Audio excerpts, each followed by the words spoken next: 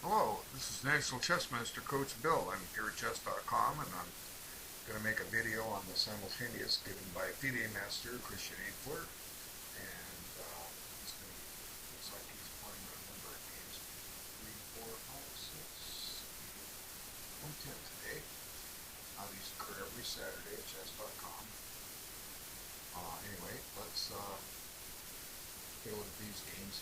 We'll kind of go through one by one and give some commentary as to what's happening in these games, what the opening's like, the middle game, and eventually the end game. Okay, so Christian will take either white or black, and make a choice. I'm just going to allow random. Okay, so Christian likes to play these old Indian type defenses.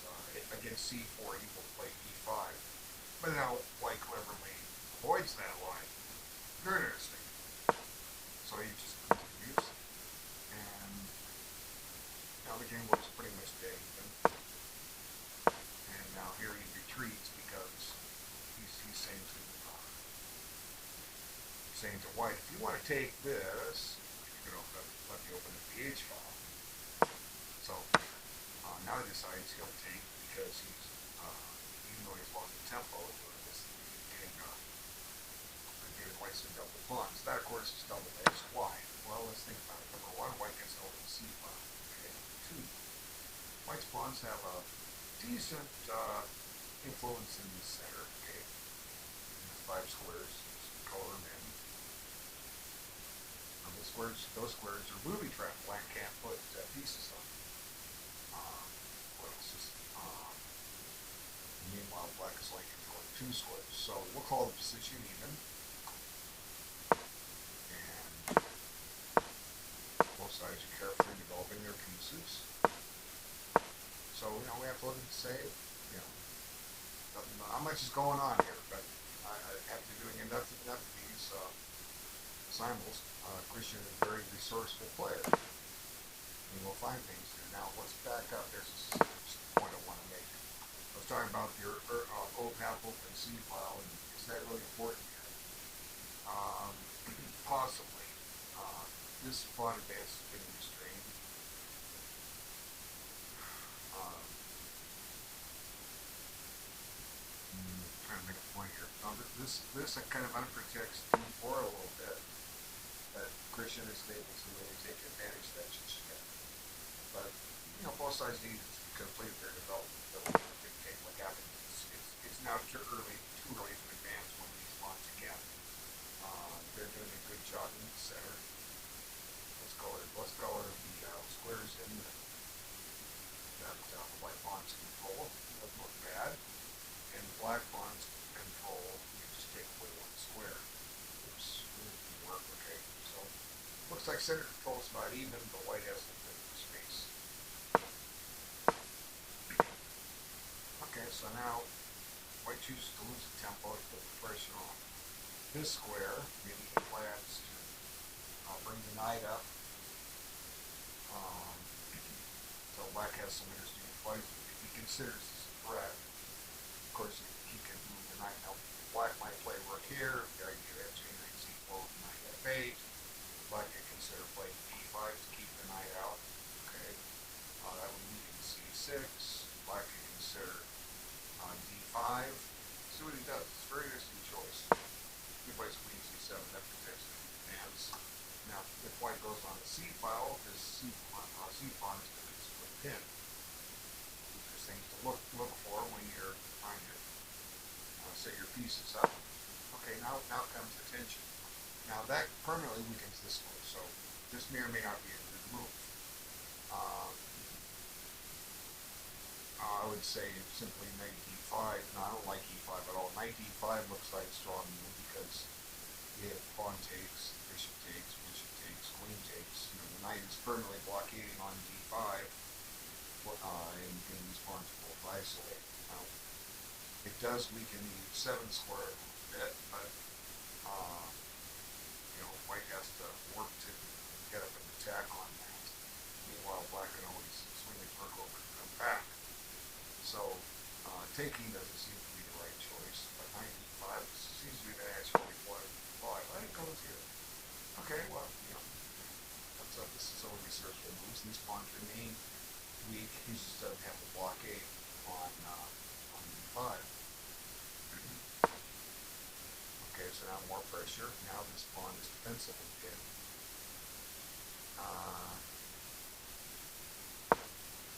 Maybe protects it. And now the knight, this knight's going to be blockaded.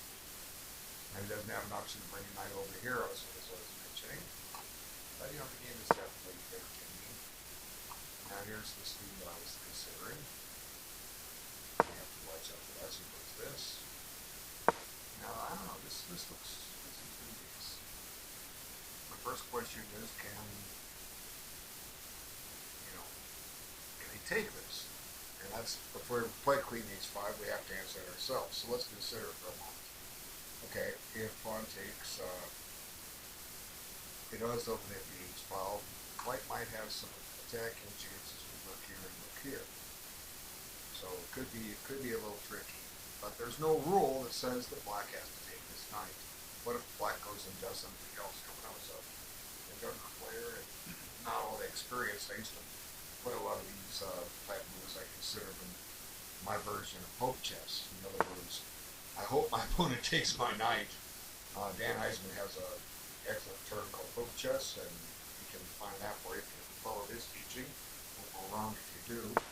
I like my oak chess. I hope my opponent plays that blunder. Okay, that's that blunder chess. So it looks like black could be in trouble if he grabs this. And you don't always have to be greedy. It takes a lot of clock time to sit here and work this out. If I go on instinct first, then clock later. And as the time can go here at 60-60. I didn't mention this, but 60-60 gives you approximately 100 minutes for your first 40 moves, or 2.5 minutes to move, which is pretty good. It's very close to FIDE time control. They play like 90-30 for the 30-second increment, and then they move 40, you get a bonus 30 minutes out of your clock, and then finish the game usually within 5 hours. Okay, so aside from taking the knight, what is White threatening? He could be threatening this move, knight here, the idea that pawn takes, queen takes, but then black has that. But then again, rook here may be very complex, so black could take. That uncovers an attack on this bishop, and if the bishop takes, it sends the queen over. Okay, and then white doesn't really have a threat, and this square still remains within black's control. So pawn take seems to be a nice, simple way to go with this. Assuming he does. They went this way. Okay, now that's another choice. Now that bishop takes, queen takes, and then white has the unpleasant situation where both his knights are loose. So this could be a tactical reputation. This could be other lines as well. Okay, so takes. He does take it. Now if knight f6 check, pawn takes, queen takes, pawn takes, rook e3. We still have a little ways to go with this. Let's see, knight f6 check. He doesn't have to take it either. He can keep it here. And then both knight, well, then this knight's going to stay safe. And he can also return the knight f6 check, knight takes, pawn takes, queen takes. And not only is black grabbed the pawn, he's now attacking this. So I think white's attack is right out of steam here. So here comes this idea, and then on with taking their knight. Prove it to me. Prove you have a win. I'm not ready to take this one. So he goes here, and here he's hoping that he takes, and they puts the work here. But does that sound? Is that safe? Does that sound? Almost looks like it. You have to move his F pawn to get clearance. So let's see, pawn 5, queen check, king out, queen check again, pawn up, queen check again, and right here it attacks is broken. Okay, we're gonna come back to this. Both sides are taking about the same amount of time. Theoretically, you do want to take your time, of course. But let's look at something here in principle. How much time do they consume? Well, they played. We'll just say they played 20 minutes. 20 moves. They played 19. But that's an extra 20 minutes on the clock. Okay, and so both sides spent about 32 minutes for 20 moves. Um, that's over a minute a move. It's not quite 2.5 minutes. Okay, let's move on. Cover this game. And we got one game that ended, but I'm not going to get to that yet. Okay, so now white to play. We have a Philidor's defense. I was taught to play here, and this is what he does. The line I know is knight c6. Now bishop b5, bishop b7, bishop takes, knight c3, knight f6, bishop g5, bishop e7, castles, queenside, castles kingside, and then white follows up with h4. I've had students reach this position. I'm sorry that they forgot what to do, and they played rook f1, or h1, I mean. Now the idea here is to start a pawn storm against the black king, and black should endeavor to start his own pawn storm. And where did I learn this? Well, in Alyekin's collection of his best games, he has a 2-volume set. One of his games circa 1918, well ahead of when he became world champion. He has a game example of this, and his opponent just messed up really quick, and Alyekin won very fast. Now, I can't tell you the number of times I've seen this move played, and my opinion, I can see on the score sheet he doesn't do it the way I would do it. It doesn't mean what the master does is wrong. Okay, in my opinion, black is strategically losing this right now. I think that Magnus Carlsen with white defeats anybody in history with the white pieces. Could he beat a top chess engine? Possibly. Why? So the principle of two weaknesses. Okay, this square is permanently weak on d5, and this pawn on d6 is also weak. This is a backward pawn. So the question is where to put the queen. Now, most people would want to say, okay, check, but I don't think this is the best idea. And I've had students reach this position before, and the queen maybe went to the wrong square. So I'll give you an example. Suppose white played queen c3. Black, when you have a backward pawn, you check this to advance it, get rid of it, trade it off. So against queen c3, black might play d5. Okay.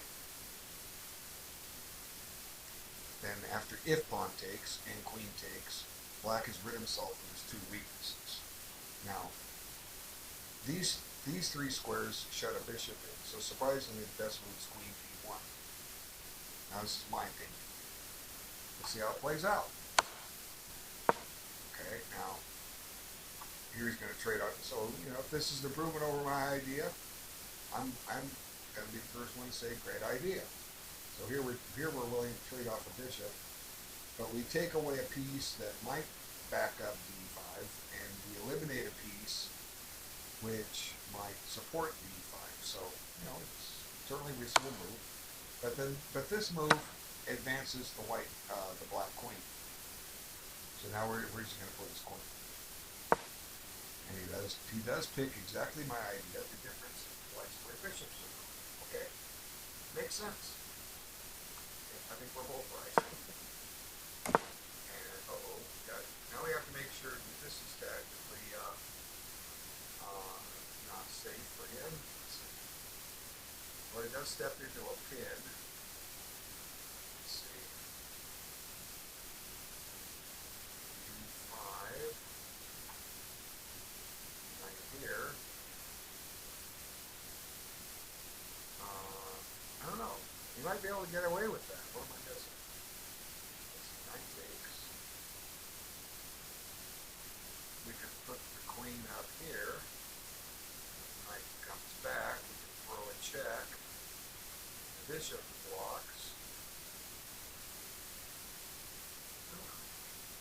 sometimes I miss the obvious, but I would have to stop and think about this. I'm not a good quick thinker. That's why I don't play blitz chess well, which is to your benefit because then I'm not stuck on analyzing blitz games and running blitz chess streams. I'm analyzing where you learn to analyze. You get strong at chess, then you go play blitz. Get strong at blitz by analyzing. That's what we do here. So let's see. Well, I had somebody message me the other day. My Puzzle Rush score is higher than yours. Ha ha ha. Well, good for you. I basically wrote back, well, my tournament rating is higher than you, and my average Puzzle Rush is well higher than you. That's because I take my time on these things. Did you ever watch my Puzzle Rush videos? I play for average. I could probably have a much higher score if I played for score. I don't care about that. I said I've also won more money at chess than you.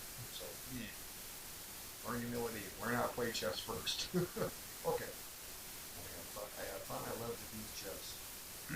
Alright, so I'm stuck on this. I will make the video too long. We'll take his word for it because he doesn't take it. So, Ace and Black Large, we're going to be exclaimed for declining the sacrifice pawn, the offered pawn, and just following reasonable opening principle, building peace. But you're still in trouble because of the two weaknesses. So, go from there. Okay, now he's piling up on it. Now here, this is reasonable, but Black should be trying. But Black was already trying to find the book to get D5 points, so Queen has lost the tempo. It would have been better to castle, but maybe Black can rectify this. We'll see.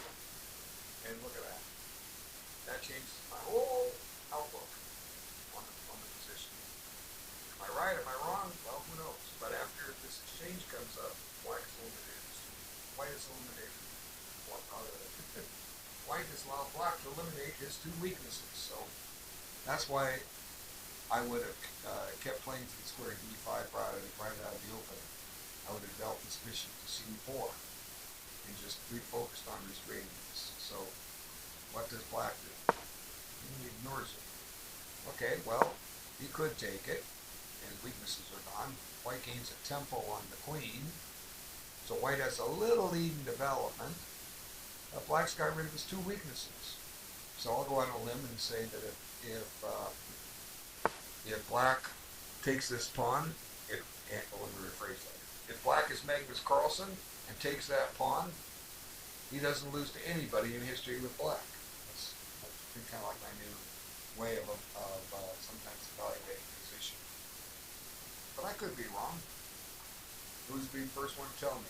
Magnus Carlsen would be. No, Billy. I'm still losing. Okay. So interesting move, but, this doesn't get rid of the weaknesses. But Black is neglecting his development, and the file is opening up. His king could be exposed. So this brings in some new dangers. See? We could be stepping into a nasty pin here. There it is.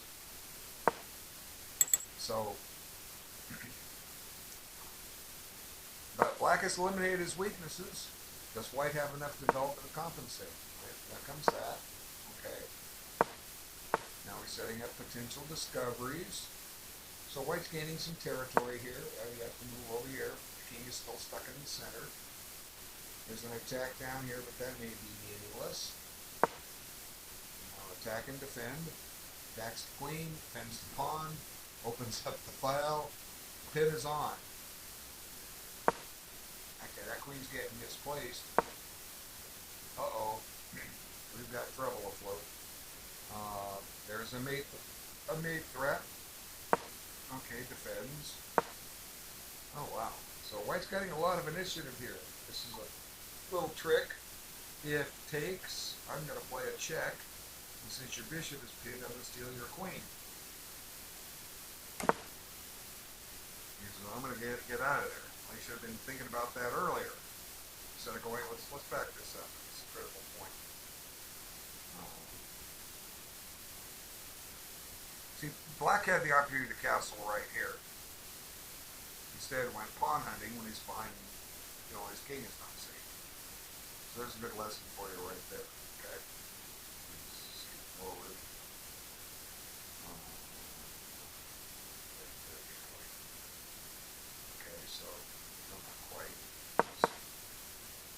castles. Now there's a fork. Queen's still getting chased. Chase it again.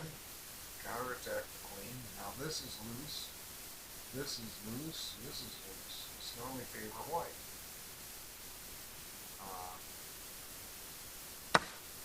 So he says, I'm going to take your queen. And after you take my queen, I'm attacking your bishop, and I'm attacking your rook.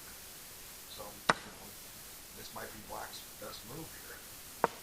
Move it there. I'll just take the bishop. And suddenly, white is bishop and knight ahead. And we can definitely argue black is moving way too fast. He's played 28 moves, 28 moves here in a moment. And doesn't really have much to show for it because, it's got a bishop and a knight. So, he's basically moving just over a minute a move because he's gotten 28 minutes back on the clock. And, you have 2.5 minutes to move. You can't afford to go this quick, okay? So this is what's hurting black the most. Now, let's move on to the next one. Well, we have a result. Let's back up and just cover this one. Down a bit. So black won this one. This first one we covered. So here he took the knight. And he didn't have to, doesn't have to take this and go into complications. And this is a move I've been talking about for some time. Okay, so knight back. And, black is up a piece. And suddenly there's more trouble.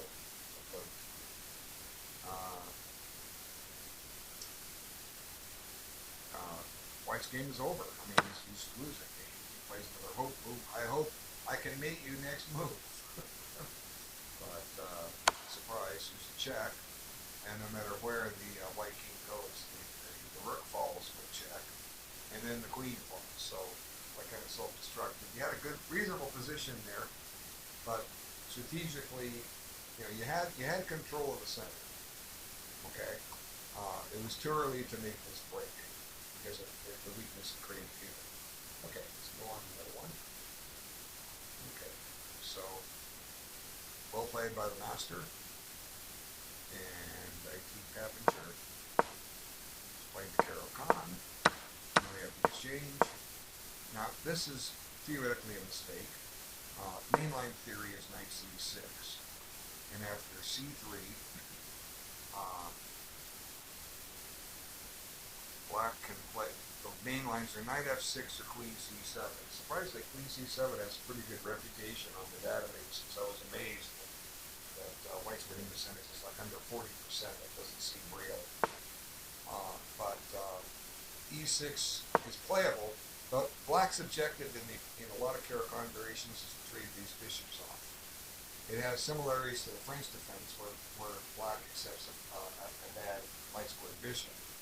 But in Caro-Kann variations, which are very similar yet different, black is often able to trade off that light squared bishop, and then he places pawns on light squares. And for instance, in this position, 5 out of 7 white pawns are on light squares. So that can be beneficial to black down the line. It's not enough to win, but it provides an excellent strategy. Caro-Kann is a great opening to learn how to play it. And then conversely, we can see that white is putting pawns on dark squares. So that's one. So how do we? The question is how to trade this. So white has a slight advantage right now. So both sides need to develop.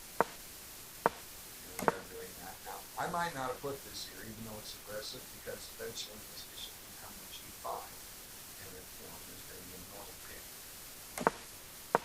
There it is. Now, one way to deal with this pin is to just admit your mistake and retreat, and white will have a development advantage, but black has no weaknesses. So we'll see what happens. Okay, but he does develop. Both sides just you see now. Okay, so black is doing okay. White's got a minor lead in development. Both sides develop all 4 minor pieces. Both sides of castles. White's rook's in play. Black's corresponding isn't. Queens are still on the board. And there's actually a strategy to play here at this point. Now, I like this move for a lot of reasons. Okay, who's heard of the minority attack? Raise your hand. Well, you don't have to raise your hand. I can't see it. But let me show you the minority attack in its nutshell. Okay, and I can't play it out, but I'm going to make a comment here. You'll see why I love this move. All right, let's divide the board king side and queen side. This is the queen side. Okay, the rest of the other side of the board is the king side. On the queen side board, the queen side of the board, black has 3 pawns, white has 4. Right? Yep. So black has a minority of pawns on the queen side. Let's look at the king side. White has 3 pawns. I'm dyslexic. I mix up black and white all the time. Okay. Okay. White has a minority of pawns. Black has a majority. So we're going to attack with our minority of pawns.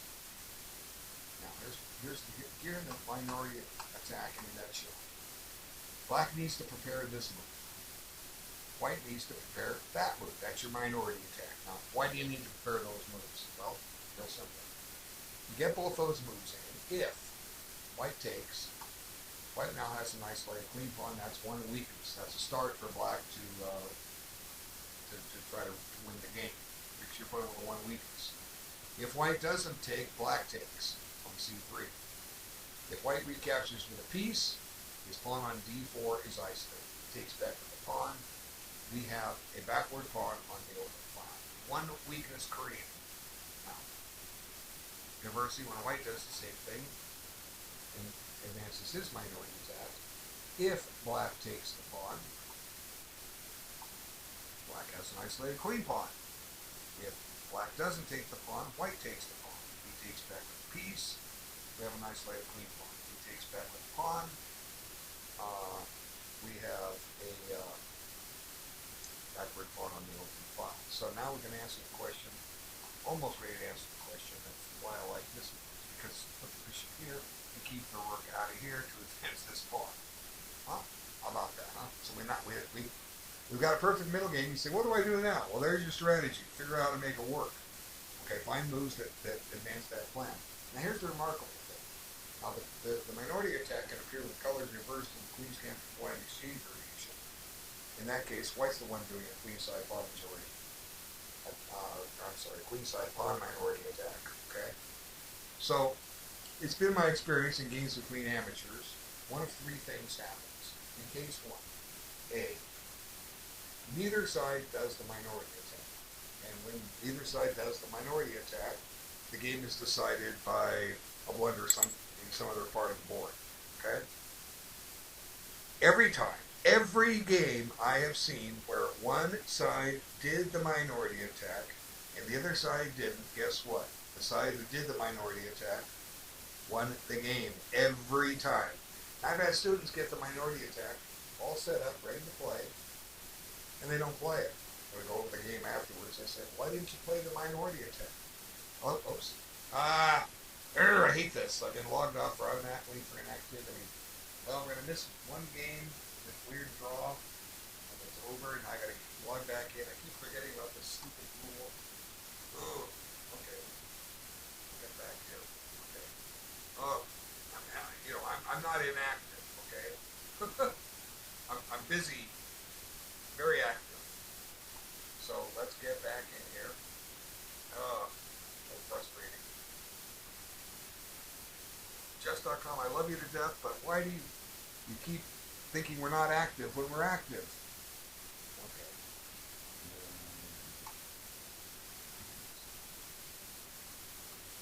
Okay, let's see. We've got to follow the master here in a second.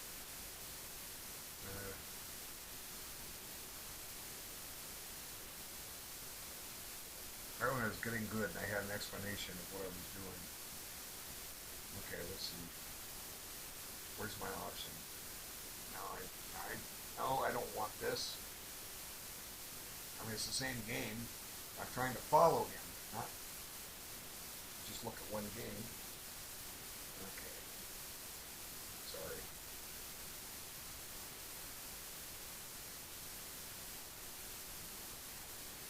Okay, so I'm missing the game of weird draw. That's what you get for playing too fast.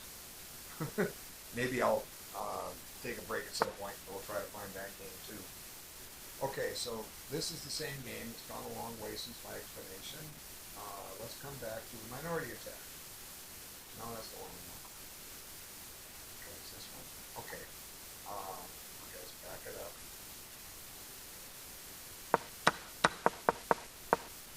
So let's finish explaining the minority attack. Like I say, I love this move. So every time I've seen one side do the minority attack, they won the game. And I've had students that are afraid to do it, and I say, what is wrong with creating creating a weakness in your opponent's position? And I can't answer that. So anyway, make a long story short, I've seen one game where on the amateur level where both sides did the minority attack. One game. And that was only a year and a half ago. I used to say I've never seen one. But I finally saw one a year and a half ago. Because it happened between a couple players rated approximately 2,000 in a tournament. And I don't remember the game opening they picked, but it got a minority attack. And both sides ended up with an isolated queen pawn. These pawns went off the board. And pieces started getting traded off. And it finally reached a knight and pawn ending. And both sides' knights went and captured those isolated queen pawns. So black probably just assumed this is a draw. Neither one offered a draw. And black just kind of like didn't think. And suddenly the white king got very active. And his knight got active. And all of a sudden black was dropping a pawn and went into a lost ending. So he just assumed it was a draw and didn't earn it. So the lesson is play the minority attack. So what would I do if I had black here? Well, I would be preparing this, but since this is coming, this is coming. So if you play rook b8, you're going to run into bishop b6. So this might be the time to play a6 and try to then play b5, and the rook might have to move itself over to this side. But that's his goal. Now, white's goal is, well, the rook is misplaced for the minority attack. White's goal is to move this knight somewhere, but maybe it's okay. White's goal might be to play knight e5, and for instance, it takes. Okay, well, let me just illustrate something. If here takes and takes with the pawn, the minority attack is over for both sides. Okay, but knight here, knight takes. Rook takes, and the objective is to advance this. Possibly this rook will end up over here at some point. So, based on, without a whole lot of analysis and just on intuition, knowing what to do here says to me, a6 is probably the best move. Now, you can bring Magnus Carlsen on here, and he'll tell me in one paragraph or less why that move loses for black. Well, he's not here. I'm here. You got me. I'm stuck with me. Okay, I work cheaper than he does too. Alright, so queen b6 threatens a pawn. Oops. Threatens a pawn, but it doesn't, it blocks this pawn which needs to advance. So now, this is interesting. Now, here, white has a very strong threat. Take, and then when the moment black figures out how to do his minority attack, white's going to play a3, and those pawns are stopped permanently. They'll not do the minority attack. So, white takes, and black's plan is still to push for this. But there's a little wrinkle now. We no longer have the minority attack because there's no rule that says white has to take except an isolated pawn. But, if he does take and take back, yeah, we still have a backward pawn. Well, it's not necessarily a backward pawn because maybe white has the c4 first. So queen c7 idea was not a good idea. And now white's idea is to play f5. And white still has the minority attack. Let's see how it plays out. Okay, so now that takes away this. That's over and done with. So white has prevented black's minority attack. So we're going to give this move an exclam. Credit for him seeing it first. Now he finds the credit for plan 2 moves late. 3 moves late. And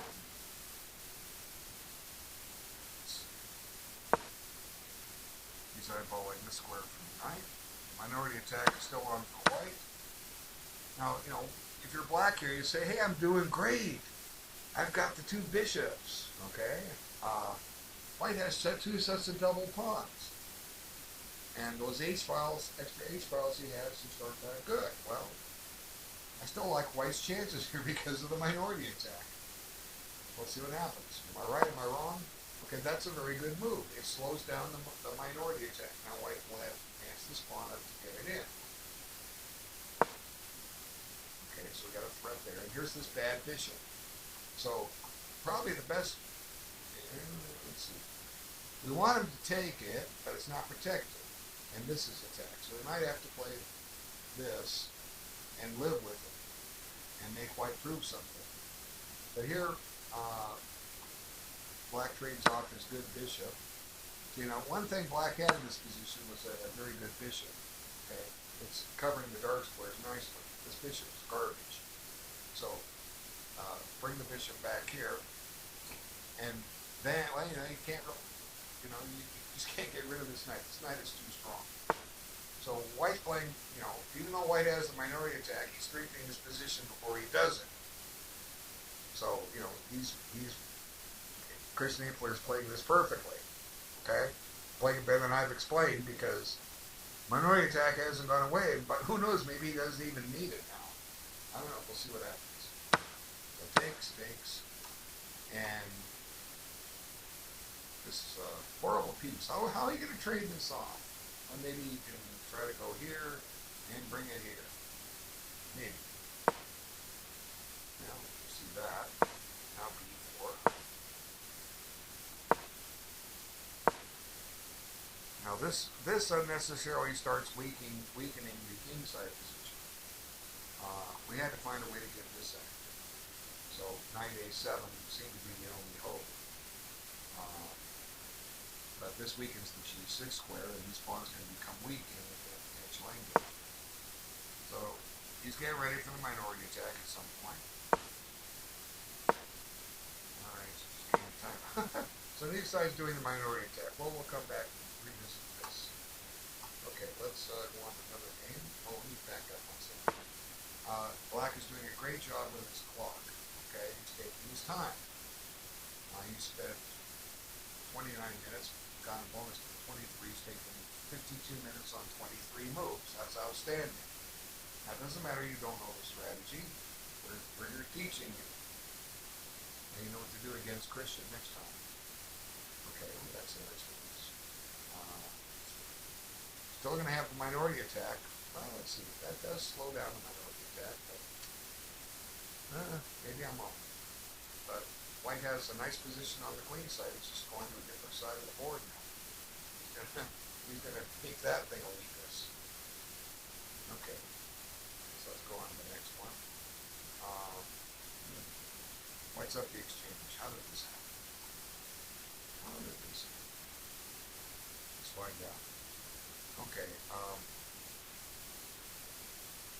Now first, one reason this thing logs me off, it likes to put this little pop-up. It asks me, are you still here? And I always, when that pops up, when I see it, I always say, of course I'm still here. Which is obvious because I'm making this video, right? Okay, so, let's go forward. Let's check this game. I got here late today, I apologize. Busy working. Just doing nothing but chess. Okay, so French defense, very interesting. Just FYI for your information, against the French defense, the Caro-Kann, or the Nimzovich, if White's placing his two pawns here, the main lines are the same in each one after for White. Either push, take, or put the knight here. How about that, huh? And those three openings have similarities and differences. So here he allows the winnower. This is another line too. This is a line. The winnower is playing bishop here. This is what he picks. He plays the Rubinstein variation. Okay. I first learned this variation back in 1972. I'll tell you where I learned it because I have a totally useless, incredible photographic memory. I had already been reading chess books for 6 years religiously, and I started purchasing them at age 17. And one of my first books was Tarash's Best Games of Chess by Fred Reinfeldt. And there was a match played approximately 100 years ago between Dr. Tarash and another German master, I think Jacques Mises. And Mises played this variation. Now it was Tarash's best games, so they don't show Tarash's losses. But I don't remember the games, but the author made a comment in the book. That author was Fred Reinfeldt, who was a national master of world strength, 24, 2500 player, who wrote a lot of the books that I read when I was a kid. Okay. Reinfeldt's comment was, Tarash thought this move was a mistake because it surrenders the center. And Mises thought it was a great move because it gave freedom to his pieces. And then the author included this set of conflicting ideas should make for some interesting chess. Black's objective is to not have this bad French bishop, which I was talking about in the other game, which was Caro-Kann, but kind of turned into French. Black's objective is to fianchetto this bishop, and perhaps even trade it over. Let's see what happens. So you can find those games if you search Tarash Mises on a database, or just Google it. There's, can't never think of over the site, but there's one that has all those match games if you want to see it. Okay. So we should be now here. Okay, this is playable, and there's nothing wrong with it. My own preference is to get the bishop fianchettoed. I focus first on queenside development, or kingside development, so I can get a castle. But this is playable. The bishop may come under exposure here. And Black's objective is to make it a good piece. But he's done this. He's played it well. I'm not going to criticize him. We would have to try to improve on White's play if it doesn't work. But then again, now we'll see it. We know already that Black is going to be ahead of the exchange here. We don't know how that happened. Okay, so both sides are developing. Okay, it looks good. Now this looks thematic. He's at some point trying to break here. And here's one of the reasons myself I don't like the bishop here, because Black tries to free himself to c5 or something. But it's all working. Game seems even. Now that it indirectly ties the knight down to the defending here. But it also allows Black to double his pawns. And there's that c5 break.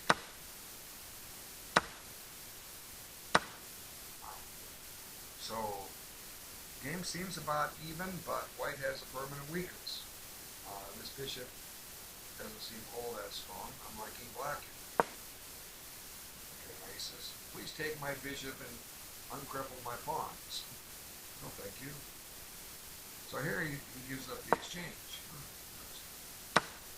Okay, so Black has an extra knight, White has an extra rook.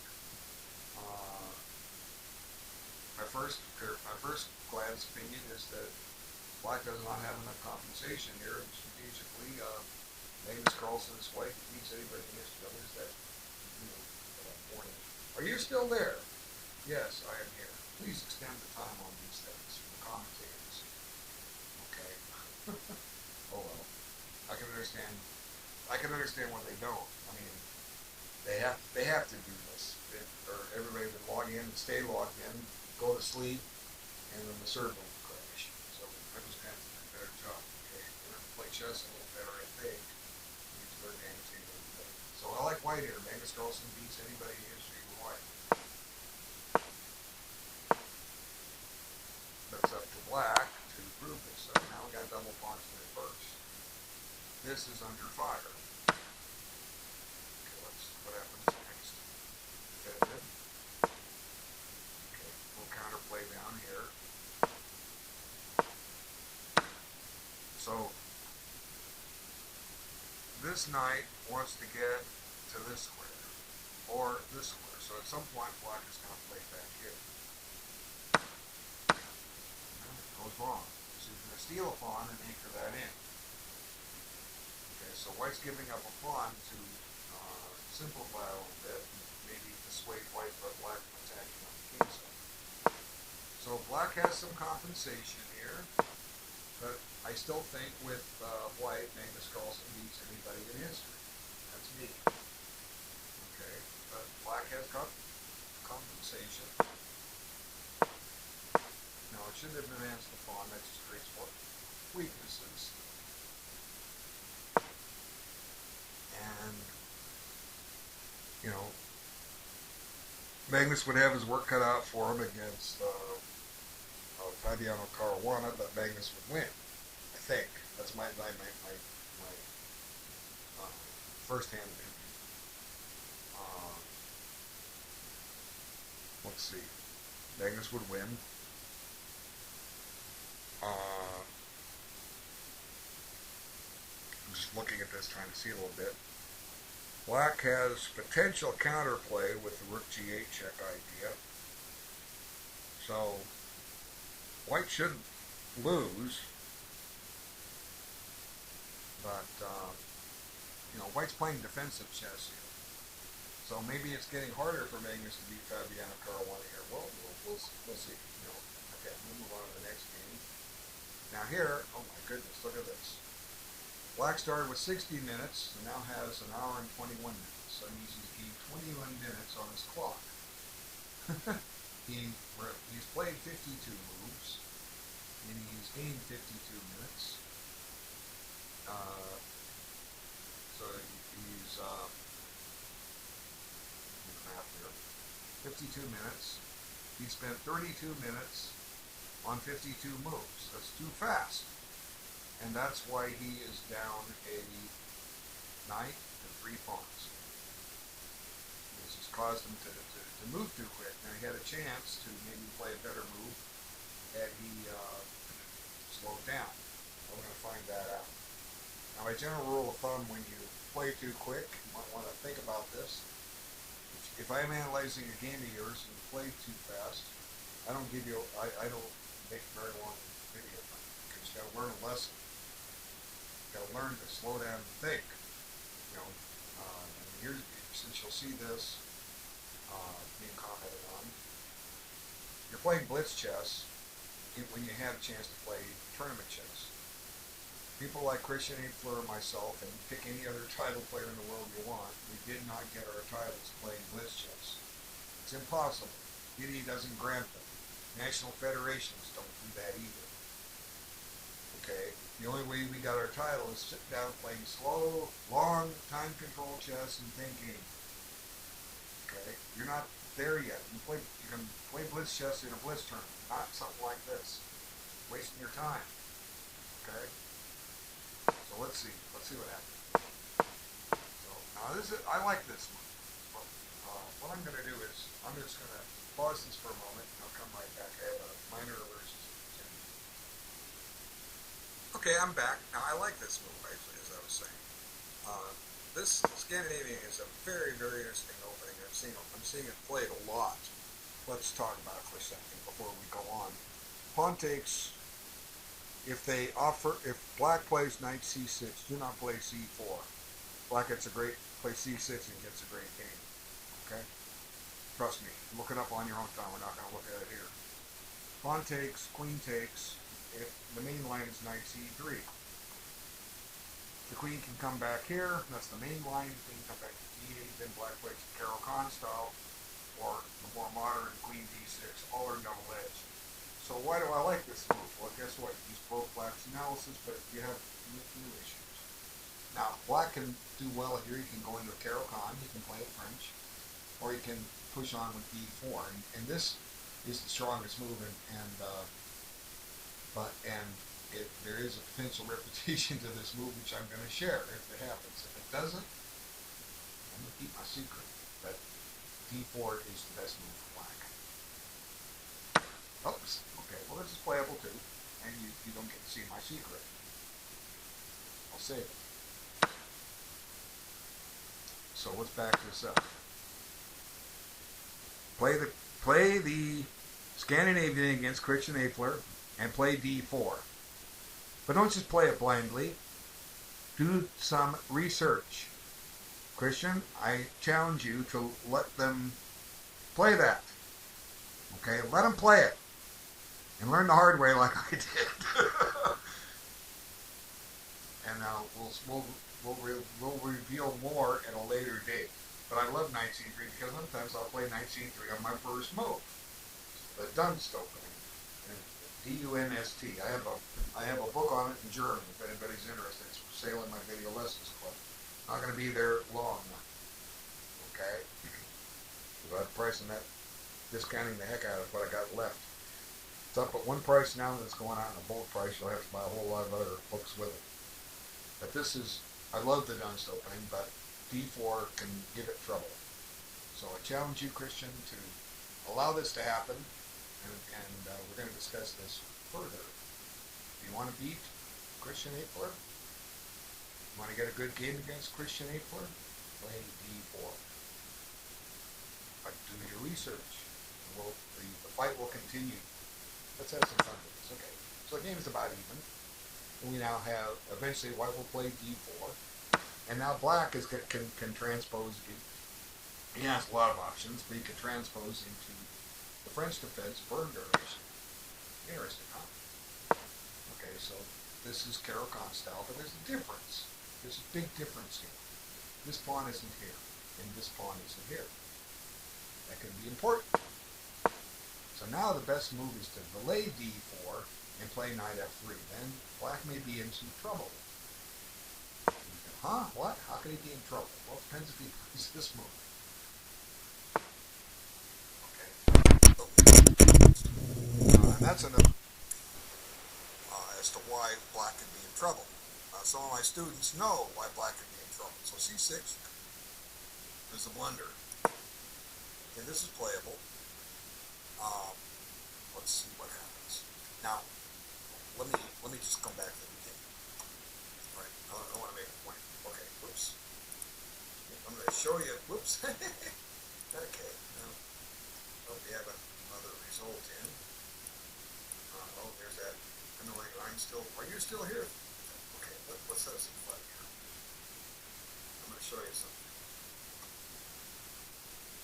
And I'm not going to show you too much of it. Let me get rid of that. E4, C6, knight C3, D5, knight F3. Now this is the two knights version of the Caro-Kann. Okay, now E4, C6, D4, D5, knight C3, pawn takes, knight takes, on E4, bishop F5, knight G3. Bishop G6, that's a line in the Caro-Kann. I know somebody who's been close to an 1800 player for 30 years that plays the Caro-Kann all these years, and he got into the two knights variation. And he just assumed that if he took the pawn, hello, that's why it's just fast forwarding. Okay, if he took the pawn, E4, C6, knight C3, E5, knight F3, pawn takes, knight takes, bishop here, knight to G3, bishop back. You just assume eventually it would transpose into the main line. Well, it doesn't. White is delaying D4, and the position works out to his advantage, and that's a whole other story, which I can say for another video. But my friend was promptly punished. It has to do with the fact that white has not played D4 and it does not have to transpose.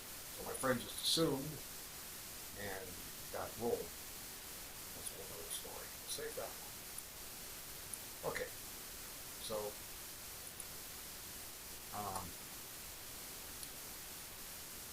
the dangers that happened to my friend seem to be absent. So right now we're going to say the game's even. Okay. So both sides are developing their pieces. And I'm going kind of quick because black played quick. Now, oopsie, we've got a fork and we've got a pin. Now, what happened? this move seems to be called for, at the very least. But this move walks into a pit. Now, how long did black take on that move? Does it tell me? And it doesn't tell me. Clicking back here to the wrong positions. It should be six, just try to catch up with it. It looks like it doesn't show me the time that black took on the move. Since he had with an average of 2.5 minutes on the clock, what you need to do during Fortnite is look at the timestamp. You can see how long you took at that move because this drops a piece. You're walking right into a fork. So, when my students make a mistake and play too quick, their homework is to go back and look how much time they spent on their move. Okay? And if they didn't take enough time, they have to kick themselves into the seat of the pants and promise never to make that mistake again. This is dropping a piece. You're forking the pin. Okay? So now he plays back. Could he have done anything different? Like H6.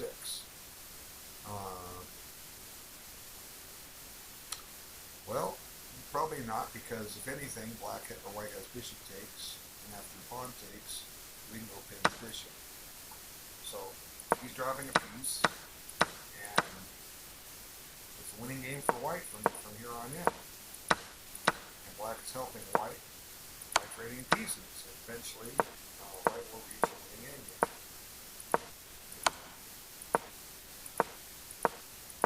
That's what's going to happen here. Black has basically no hope. White just has to play accurately to make sure he doesn't blunder.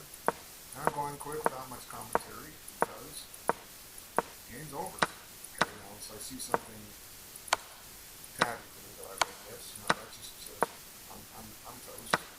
Now we have an outside pawn majority. That'll force a pass pawn, and these pawns will fall. Each and every one of them. From what I recall, that's what happened. Okay, so now he's going to give up his kingside pawn majority because he still wins elsewhere. So there's many ways to win this. And there go the pawns. King is cutting in or king off. Hello. Okay, so game about over. You hope for an accidental stalemate, but it's not going to happen. So now he can get his queen. Now, next move is going to be over. Now we'll wait. We'll hold off for the mate and close this game. Okay, so you had a good start during Fortnite, but the clock is your enemy. Or let me rephrase that. The clock became your enemy. He's your friend to start with. But you got to treat him as kindly as you would the safety of your king. Okay? You still get beat. At least you went down fighting and you have a chance. Okay. So, well played. Very instructive game. Okay, now, where did I go on here? That looks like,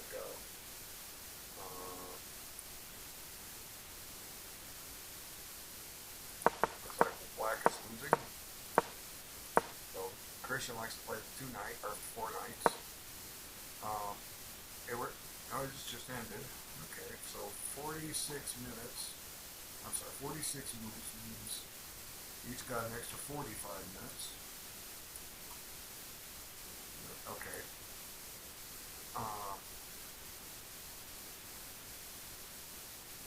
Both sides' clocks are on the almost where they started. Okay. And they played how many moves? They took 45 minutes. Both sides are playing at 1 minute a move. Okay, that's a decent time control. 1 minute a move is not a bad time control. Our use is not all that bad. The thing is, you have 2.5 minutes a move. So sit down and think and learn. It's reasonable time, but it's not your regular time. Now, here black can play the Rubinstein variation. You can look it up. Give up a pawn for development. And Akiva Rubinstein was one of the best players of his generation. He's considered the authority on rook and pawn endings. A little chess history there. Bishop b4 is also a move. Okay, that up front seems a little premature. Now, sometimes black plays something similar to this in some of the Ruy Lopez lines. Ruy Lopez omits this move and throws in this move. And this is often back here, and it might come out of a sling.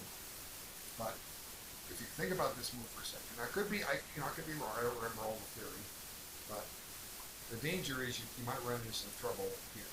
So I don't know this all that well. I know this and this are the two main choices. If you learn a sideline, you can come up with some great ideas from it. I applaud you that you prepared it. Okay, so let's go forward and see how Christian exploits this. He's an outstanding player from what I can see. The last Simon League game was remarkable. He took a lot of evening positions and nursed them in victory. Okay, so here's the thing I'm talking about. We got a lot of tactics. Now, sometimes there are positions where you go queen here, and this happened in some of these Schliemann positions. That's what this line is. Okay, so the queen comes to d7, pitting, but the knight can retreat. Can't. Well, I can come back here. This is protected. See, that's one of the big differences. This knight isn't normally here. But one of the themes is that the knight takes this, and then you chase the bishop out, and then you try to win the knight later. So I'm thinking that white is already better here. Make sure that silly message doesn't pop up on me. Okay, so takes. Now he's dropping the exchange, right out of the box. So the king is not castled. Coming back to what I say when you get in this line, black is 2 moves away from the castle. If he plays bishop b4, he's 1 move away from it. Now I know I had the white side of this against a 2300 player almost 40 years ago, and I think he became a PA master, I don't remember. But I had the white side of this, and he played bishop b4, and I ended up losing so fast that I couldn't believe it. And I was, 2000 straight. It was like 40 years ago, right when I was coming back to chess and beginning my assault on the mastery title. So, bishop b4 is bishop a4, knight b4 is playable. So, when you drop, how much time does it take on this? Well, don't worry. This is just essentially all over. These changes come, and there's not much black can do now. This is unprotected. Okay, so go forward. So black did have a mate threat, but you'll get away with that against weak players. 1 out of 7 times, won't you say? But the other 6, you won't. Okay, gotta try it. Now you're going down a rook, where you had and the bishop, because she's working. No, you have to trade points, basically. But this is fine for white because it's just making exchanges. Okay, so black is up the white still up the exchange, and more exchanges, and now 2 connect the pass pawns. The pawn was already on the king side, and black does have a pass pawn, but it's just not enough. And now white wins because of its outside pass pawn.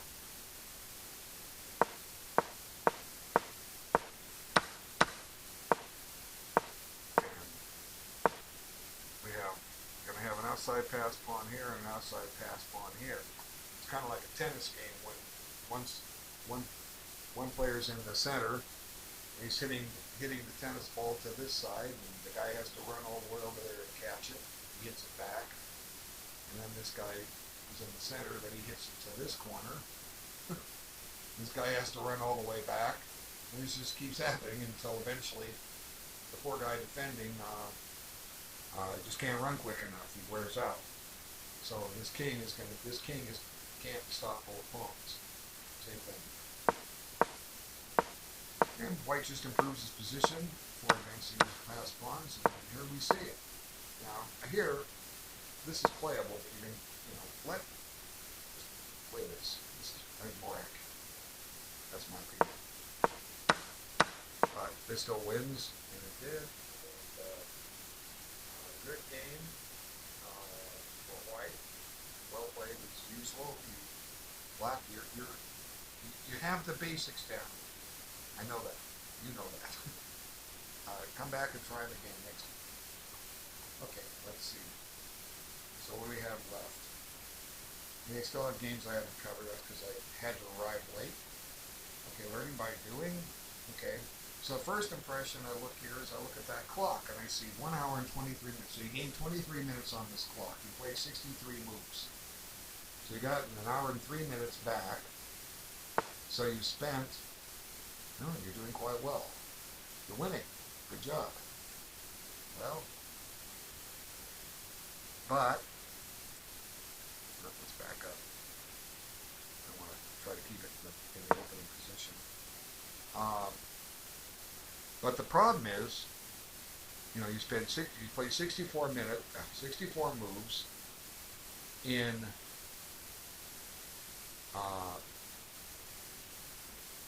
36 minutes. No, 36 minutes has come off your 24 minutes has come off your, or added and added your clock. Yeah, you spent 36 minutes on 64 moves. You're moving way too fast. So, slow down. Okay, obviously, since you clicked in the final position, you seem to be winning. Good job. But you won't win often enough if you keep playing fast. Okay. Number one reason, beyond all other reasons, in my opinion, why people lose chess games is they play too fast. That means they may not find the best move in a lot of cases. Okay. Prince defends main line. Now this is the Tarrasch variation. White, I mentioned earlier again, the main lines are push, takes, or knight c3. Well, this is a main line too. Okay, and it's actually a good move against the Caro-Kann, but that's and maybe theoretically better than knight c3. That's a whole other story. It has to do with Burgundy's variation of Caro-Kann, black. Okay.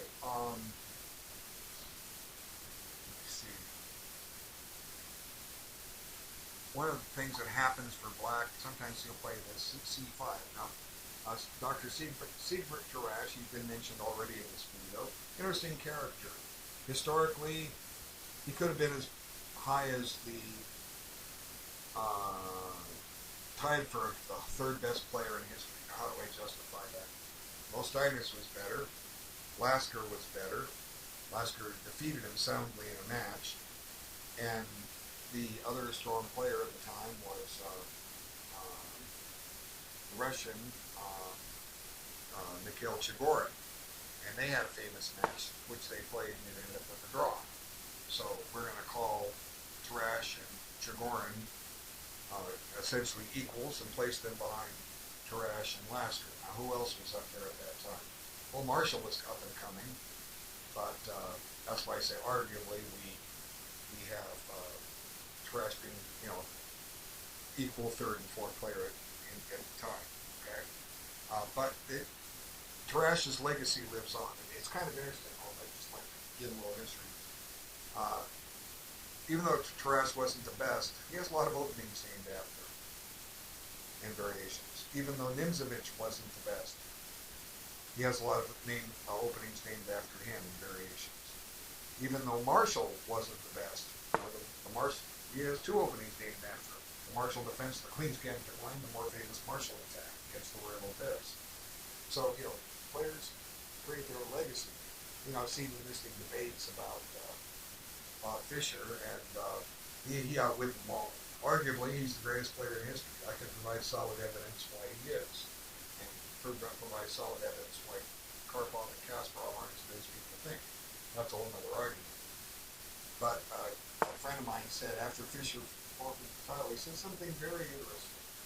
He said, I don't think Fisher will defend his title. I think he's going to be gone from history, and his reason is that he'll have history to remember him as the greatest player of all time, and there'll always be an argument. He said, I'm not getting that way. If I am, nobody. Fisher knows he's going to die someday, and guess what? He's always going to be in the argument. Now, had Fisher played, he would have beaten Karpov in 1975. He would have beat Karpov in 1978, and he would have beat Karpov in 1981, and he would have beat Kasparov in 1984. After that, yeah, maybe Kasparov's going to win. I'm not here to debate that. But by pulling out what he did, he kept himself in the equation for eternity. So Bobby gets the last laugh on his own. And so does Tarrasch, because his name's in the history books. So it's okay. So I try to be entertaining. Now, got to maintain the pawn chain. Okay. So this looks to be theoretical. You guys can look it up. Let's see now. Counterattacking in the center. Yeah, this definitely seems to be theory. So black has accepted a weakness, but this pawn is going to advance at some point. And the right bishop springs to life. Also, this pawn is under attack, and white's development is a little bit lacking. Also, is black's. So we'll call this dynamically even. Okay, it's tempo spent to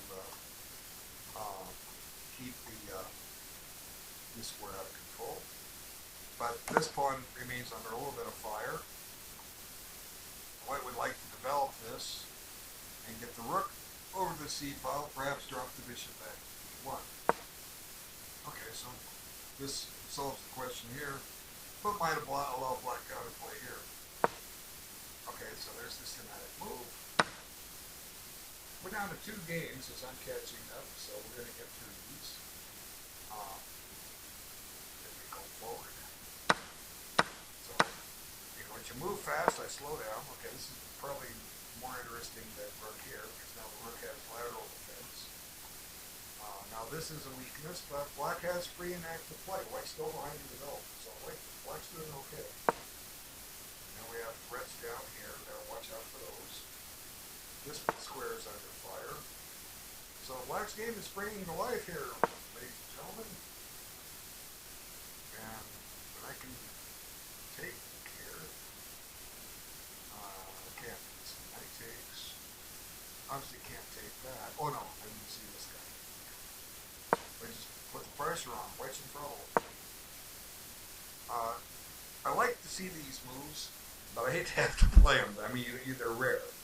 Now, if we were in endgame, and this knight was here, black would like to have a knight there, because it's not only centralized, it's tying the white knight down.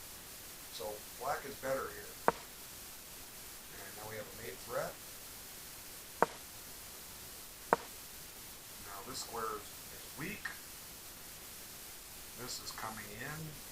White's in trouble here. Good game by black so far, but you're moving too fast. Because, and I'm not going to spend as much time on this game. That's your punishment. I don't reward blitz play. Okay, so black is getting all his pieces in the game. Look at this 4-9. He can't move. But it's up to black to prove the win. All kinds of possibilities for black. White's hanging on for dear life. Okay, now here he says, go ahead, take my bishop, and I'll steal your queen with discovery. Very clever. And I was afraid of this for a while, piling up on this square. So let's see. Is this worth it? Oh, we got this one. Gotta watch it though. Okay, so here they come. Now, this square is fortunately covered. This square is fortunately covered. Up to black to find some good moves here. That's interesting. Is that correct? I don't think so. Make sure I don't have that unusual here button. Okay. What would I play with black here? I would play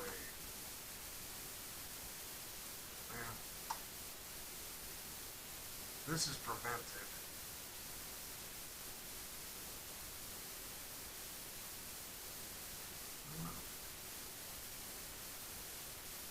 One of the things you have to take a long peek on. So because he's moving fast, I'm going to say go ahead and look it up.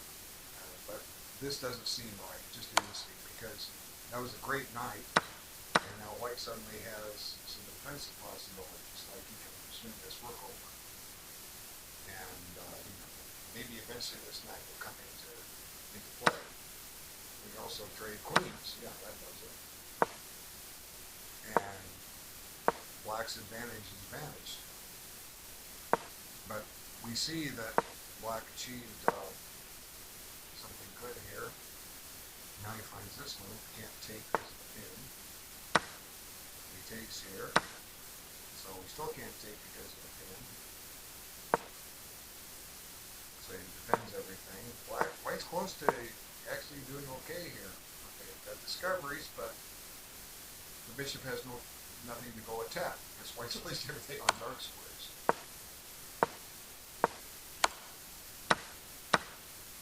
So here, I have to say this is dead even. But Black retains maybe a slight advantage simply because he has the bishop on the board. So, famous game, Stolz Kazhdan, The Hague, 1928. Kazhdan proved why the bishop beats the knight in India. Go look it up. Okay, wonderful game. It's an old Indian mythology. So against, Black has a slight advantage. Now, I wouldn't have played here because that puts the pawn on a target, next to target the bishop. Now we have to make sure that we don't run into trouble here. So what do we do? If we're happy with the draw with White, we need the knight on this square. Why this square? Well, it keeps the king out of here. But Black's advantage is that the bishop can lose the tempo and the knight can't, and eventually he can force back to move. So we got to watch the threat of the king penetration. Okay. Now we're running out. So now the king's stuck in here. Now this is firmly a weakness. This is threatened to remove the defender here. There go the king side pawns. There go the queen side pawns. So it should be a win here for Black. It's just technique on his part.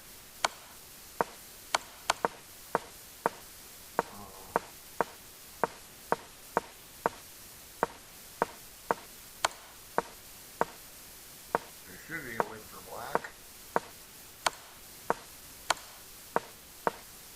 And that his pawn is just getting it too far advanced now. So the threat is to check here. And the king goes there. We check here and get a queen. The king goes here. We play this and we get a queen. So White's got his work cut out for him. Okay, I'm going to come back to this game. I have a couple I haven't started yet. White won this. So the master was defeated. 30 games.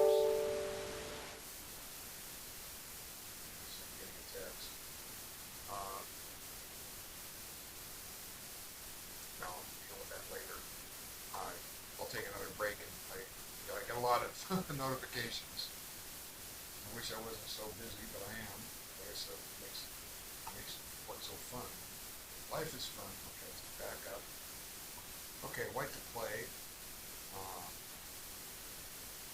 Now, he basically took 1 minute to move because his clock barely went down. So White, you're moving too fast. Slow down. You're not going to get much time to spend on this video, even though you won the game, because you're moving too fast. I reward people that take their time. So we've already covered some of these concepts on the Tuesday game. We're stopping him from playing the old one, where he'll give up castling and he has his own system. I think you're wise to play against the old one. That's my opinion. So both sides are developing.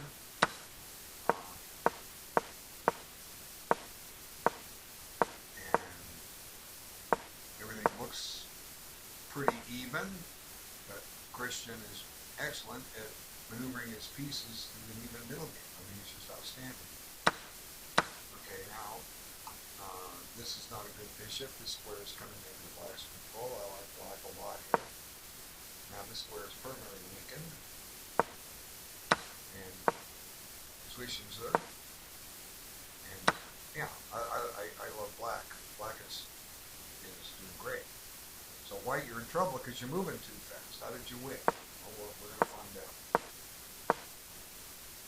Okay. Now that gives up this but counterattacks this. There goes the exchange. So black is winning. How did black lose? Okay. Now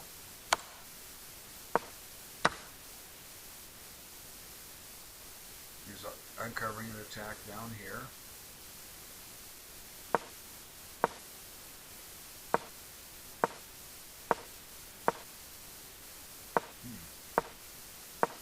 How did black lose this?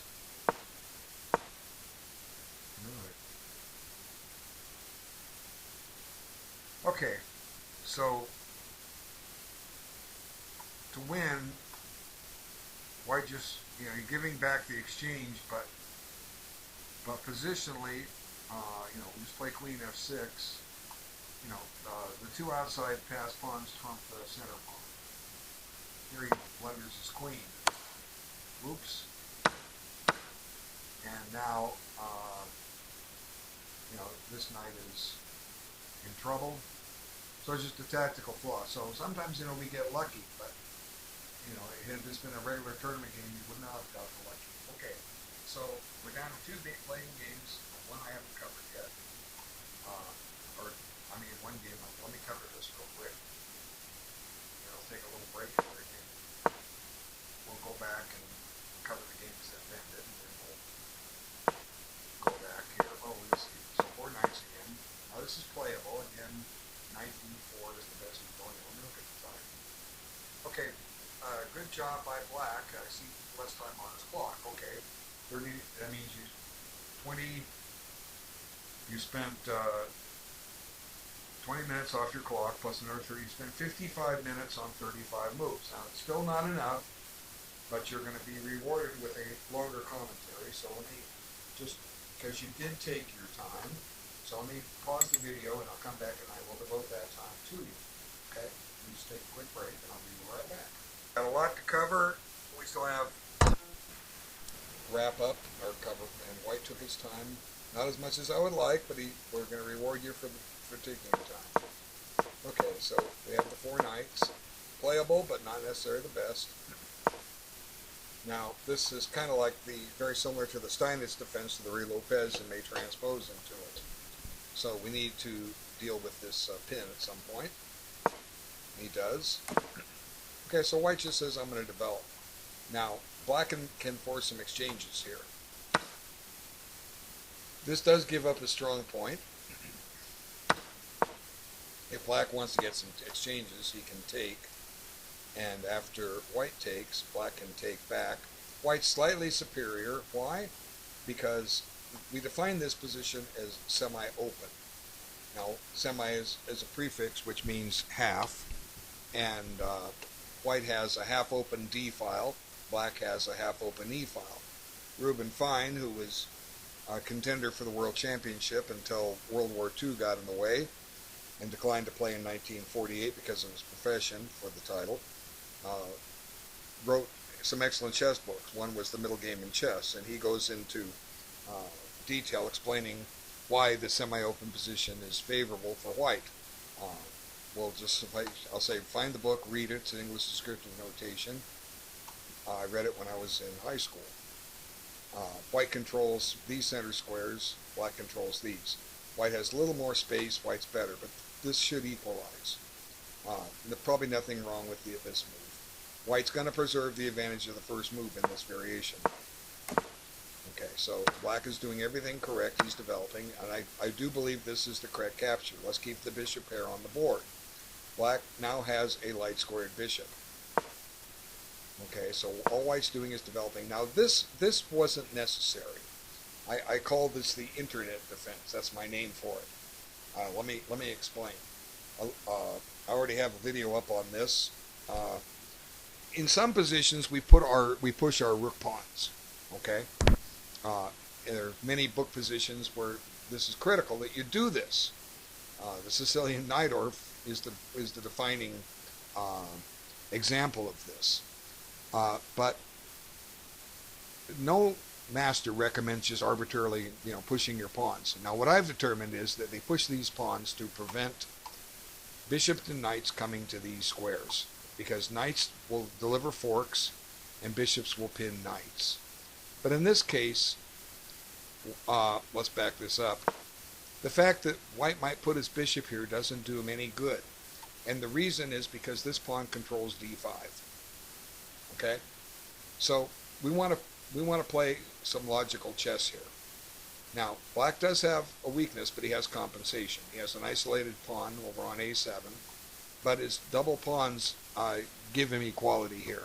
So one good move to play for black, and it's just a simple saying I have, if you're not sure what to do, develop a piece. Let's put this rook here. Okay. Believe it or not, that simple saying solves the majority of positions without extensive analysis, thus saving you clock time. What does this move do? Well, it says to white, if you want to move your bishop, I just might take your pawn. Now that may or may not be good, because maybe white in this type of position, white could trap that rook. But for starters, this is a decent move. Another idea is to try to play for d5. Now, I'm not sure if black can get that in safely. Let's see, the e file opens up, but it could be a playable move. The other choice is to play c5 and gain a tempo on this knight.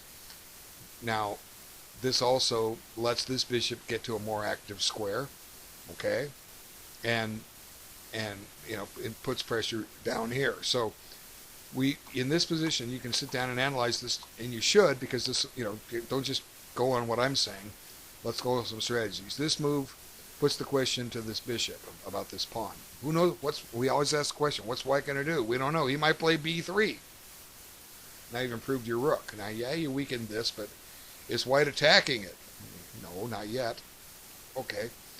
d5 attempts to eliminate white's advantage of the semi-open pawn structure and give activity to his bishops. And then c5 says, go ahead, you can have the knight into d5 at some point, but I'm not worried about it at this time. So h6 didn't help you, and this arguably doesn't help white either. But unless he wants to place the bishop on this square and doesn't want the knight chasing it. So sometimes these moves come in handy. But black's going to win this game as it turns out. So what you argue? What do I know? Well, we'll see how white how did black win this. Okay, so there's my move, and there's another move I suggested. So we can argue that black's doing fine here, but I'm explaining the way I think. I'm sure you have legitimate reasons for doing what you did, and you did take your time, so you get rewarded. Okay, now we got to be careful with this knight, because he doesn't have a retreat. So we could argue that this could be a threat by white. Let's see what happens. He counterattacks that. Okay, getting the pawns in place. It hits that. That delays this move for now, delays that threat. But this threat is still there. At some point, black has to deal with it. And he continues, so black has the initiative. The initiative is the ability to make threats. So he's ignoring the potential threat here and being aggressive with his pieces. So we like this. That's good. Now, I have an unwritten rule in chess. Anytime you can take en passant, it's probably the best move. That's my unwritten rule, because I've never seen anybody else say it. There have been times when I've not done en passant, but it's almost always the best move. Let's see if he does it. He does it. Yeah. Now the queens have to come off. And now So he's managed to. This is still well. No, now we have the knight has an out. Okay, so good job by white by black. Uh-oh, we have trouble. So he missed a tactic here. So white is not careful here. So a3, uh, a3 was a blunder.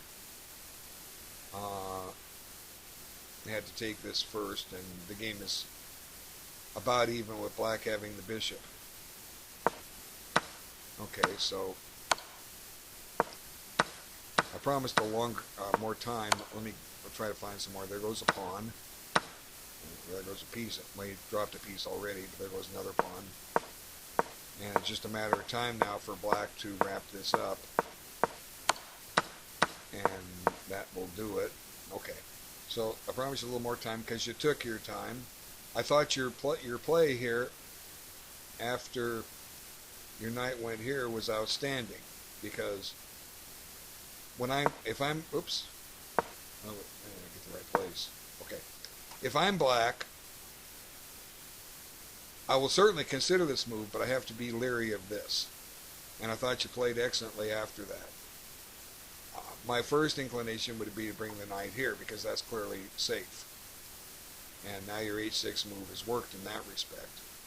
So the question is, does white have any better here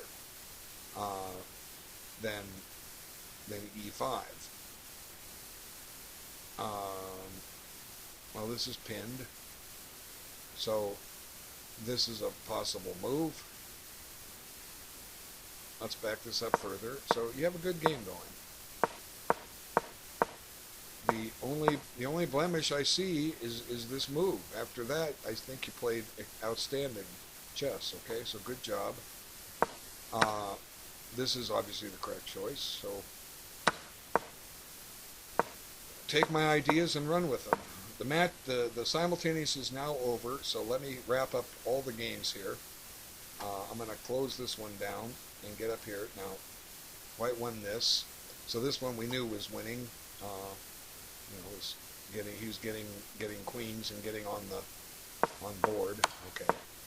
So I mean this is just dead over. I don't know where I left off, but certainly has a lot of pawns here. Yeah, I can't remember exactly where I left off. But black, he did take a decent amount of time, but yeah, I didn't go through this part. Let's yeah, but here you're down 2 pieces. That's your problem, and it's just cleanup time for black. There's that annoying "Am I still here?" message. Okay, so now there goes a pawn. You have 2 pieces. Pressure on g7. Now black's in Zugzwang. He can't move these guys away from protection here. The king can move, and you run out of pawn moves quickly. So now it's time for white to find something to do with his knight and his king. So there goes another pawn. And now he says, I'll just simplify. But you know what? Sometimes you want to play chess, be like the cat that he plays with the mouse before he eats it. Let's just improve our position a little bit first and watch black zigzag. But here he just says, I'm just going to go into an ending that I win. And now it's time for black to resign. Okay, into this one. Okay, now here white won. Who's white? The master is white. So yeah, we left off this one. This is where they missed the minority attack. And so we definitely have some room stuff to cover here. Okay, so now he switches back, and here, yeah, okay, so now instead of black creating a weakness on white's queen side, white has created a weakness on black's queen side. So stuck with a bad bishop, it's still playable. The pressure is on b7, and white just starts making his position stronger. And you know, this is a bad bishop, so white has his play here. I mean, his will to, or the ability to exercise his will. So I'm not sure if you should create another weakness here. Maybe it's time to try to get the king to come over and help out. Or since you have this protected, maybe try to activate this rook. Okay, so this weakens this and this pawn. But it does get the king into play. Now white has an open file to play with, and he shifts his attention elsewhere. Now white has a new threat. The threat is to put the rook here, working pawns. So that's why your f6 weakened your position. So he protects that. Now he needs to come back here. I think. Yep. So now white can sit here and try to remaneuver things. Black is just playing defense, and white looks for a way to create his break. So this rook is tied down to protecting this rook, so white just throws his rook down to the 8th rank and pins this bishop. So black is kind of tied up. And white just starts improving his position a little bit. Now we can make exchanges if we want. And that's what black is doing. But white keeps the piece on the board. Now, these entry squares for the black rook are all covered. So the rook, even though the rook has the open file, it's not doing him any good. The pressure is here. And these pawns remain weak. You know, the bishop is not a good piece. Oops, wrong button.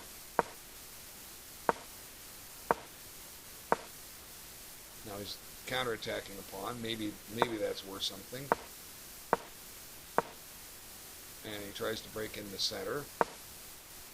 He says, "Go ahead, take my pawn." He pushes. Now he's got a pass pawn, but you know, black is just left with all kinds of weaknesses. Now this pawn is weak. This pawn no longer protects it. So black is putting up a decent resistance, but you know, he's strategically in trouble here because he can't do a heck of a lot else. Okay, now the problem with this move is that you're sending your king to the wrong side of the board.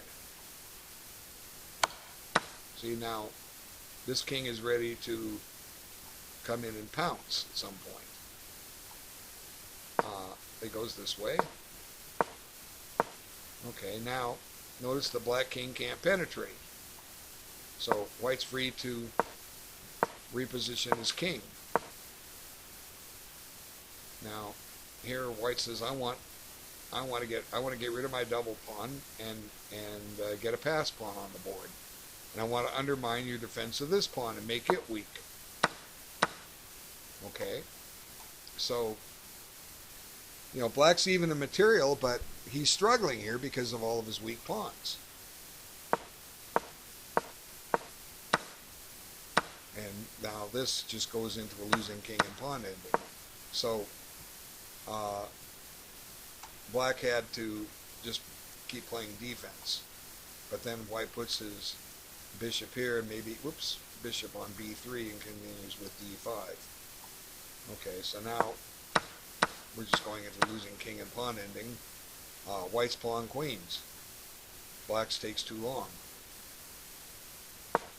So you were close, black, but you were defending the whole game, and you had good chances to learn the minority attack. So play him again, play the same line, make him improve on it. And it's all over. Okay, so let's see. Let me wrap up the rest of these games. Black won by checkmate. I don't remember this one where we left off. Let's see. So it was a French defense where he, I remember saying that,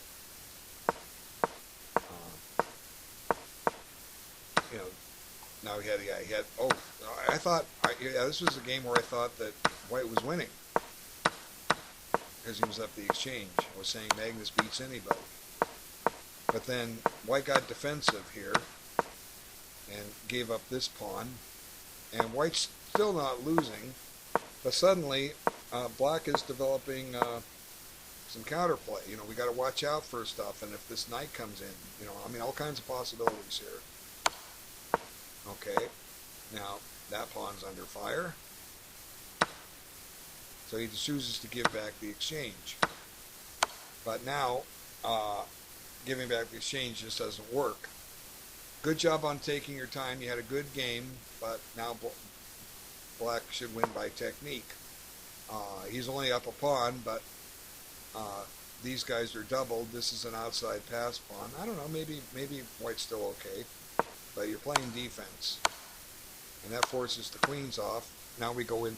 You know, that was some of white's drawing chances and the threat of a perpetual check, but with your king exposed and weak pawn shelter near your king, black could always win by a checkmate. But this should be a technical win now for black. Okay, so now the objective is you want to put your rooks behind pawns. Your pawns, your opponent's pawns. That's accomplished. So white may need to put his rook here to keep this pawn from advancing. And he didn't. Now this pawn becomes a target, and black definitely seems to be better. Now he says, go ahead, take my pawn. Okay, but black's getting a very active king now. And he plays defense. So the active king is going to prove a difference here. Now he can get behind this pawn. Now maybe white can get that one back. But he also has to watch the black king. So now he finally goes after that. He just defends it. Now white actually has drawing chances here. I would say that with correct play, white draws. But the work's cut off. You need to study rook and pawn endings. There are books on it. But now the black's position is getting very strong because now you're in trouble here. Okay, so the only defensive resources here that I can see, but then this pawn advances and it's all over. You hope he takes and you draw the king and pawn ending. So now it's winning for black. So white had some chances in there, and you had a very competitive game and you took your time. So keep at it. You're doing good, Aaron 8. Okay, now what happened here? Okay, this is the one with the. Yeah, this is just over. And then I think we covered. I think I saw the finish of this. He just had the outside. Yeah, he had the outside pass. I was talking about the tennis player. So the way is to play a4, and the rest is over. And we're almost wrapping this up. Now black won. Okay, so good job by black here. Excellent game. Now here's that early message. Am I still here? Of course I'm still here. Okay.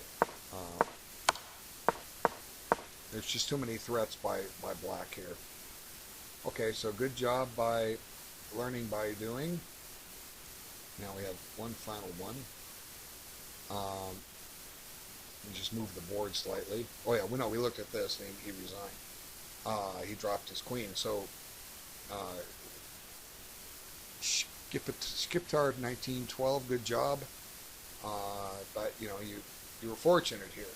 I want to thank everyone for watching. Christian will be back next week, and you get better by playing better players. But slow down. All right, thanks so much for your time, everybody. Take care.